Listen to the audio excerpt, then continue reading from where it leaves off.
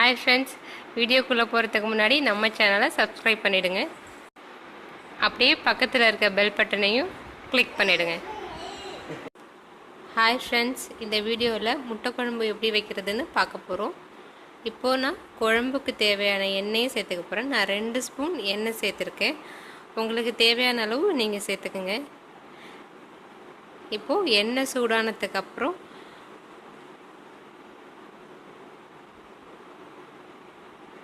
ஒரு இலை 2 பட்டை சேர்த்துக்கலாம். சேர்த்துட்டு இது நல்லா வதக்கி விட்டுருங்க. இப்போது நான் ஒரு பெரிய வெங்காயத்தை சின்ன சின்னதாக கட் பண்ணி வச்சுருக்கேன். இந்த வெங்காயத்தையும் இது கூட சேர்த்துடலாம். சேர்த்துட்டு இந்த வெங்காயம் பொன்னிறமாகிற வரைக்கும் இதை நல்லா வதக்கிக்கணும்.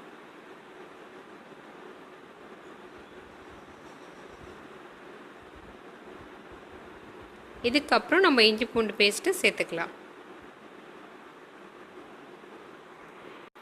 இப்போது வெங்காயம் நல்லா பொன்னிறமாக வதங்கிடுச்சு.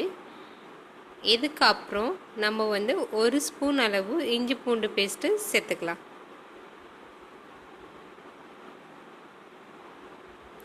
இப்போது சேர்த்துட்டு இந்த இஞ்சி பூண்டோட பச்சை வாசனை போகிற வரைக்கும் இதை நல்லா நம்ம வதக்கிட்டு அதுக்கப்புறம் தக்காளி சேர்த்துக்கலாம். இப்போது நமக்கு இஞ்சி பூண்டோட அந்த பச்சை வாசனை போயிடுச்சு.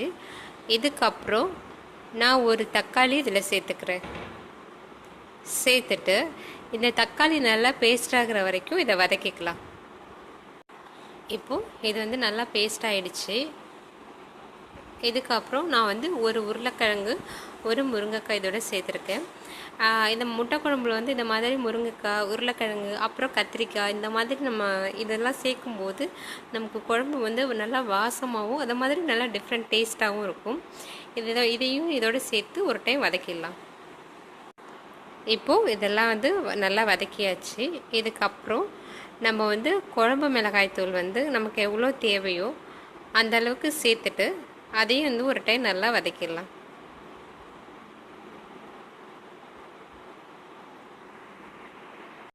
இப்போது நமக்கு மசாலா நல்லா வதங்கிடுச்சு. இதுக்கப்புறம் நம்ம குழம்புக்கு தேவையான தண்ணியை இதில் சேர்த்துக்கலாம்.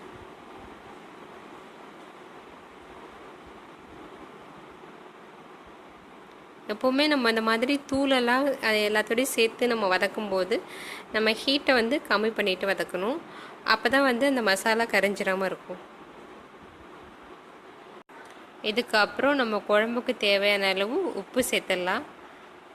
சேர்த்துட்டு இந்த காயெல்லாம் வேகிறதுக்கு ஒரு 10 மினிட்ஸ் ஆகும். அது வரைக்கும் நம்ம அந்த குழம்பை மூடி வச்சு கொதிக்க வச்சிடலாம்.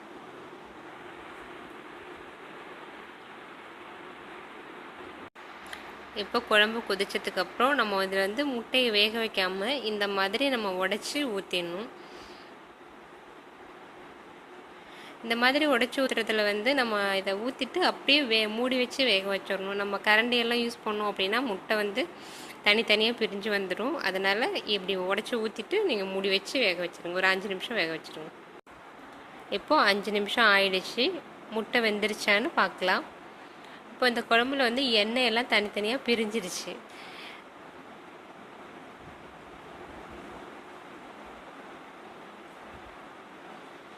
முட்டை நல்லா வெந்துருச்சு.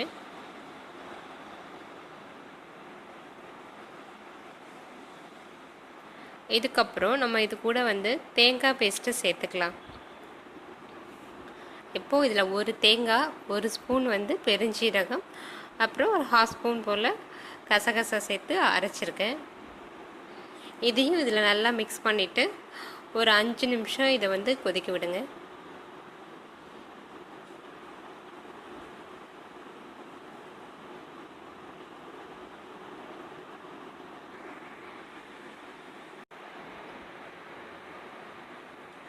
அஞ்சு நிமிஷத்துக்கு அப்புறம் நமக்கு நல்லா குழம்பு கொதிச்சு ஒரு கிரேவி மாதிரி வந்துடுச்சு.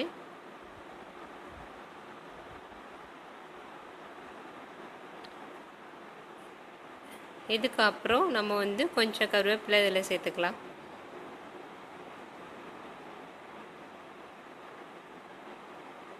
அவ்வளோதான், நமக்கு முட்டை குழம்பு ரெடி ஆயிடுச்சு. இப்போ நமக்கு முட்டை குழம்பு ரெடி ஆகிடுச்சு. இது வந்து செய்யறதுக்கு ரொம்ப ஈஸி தான். நீங்களும் ட்ரை பண்ணி பாருங்கள். தேங்க்யூ.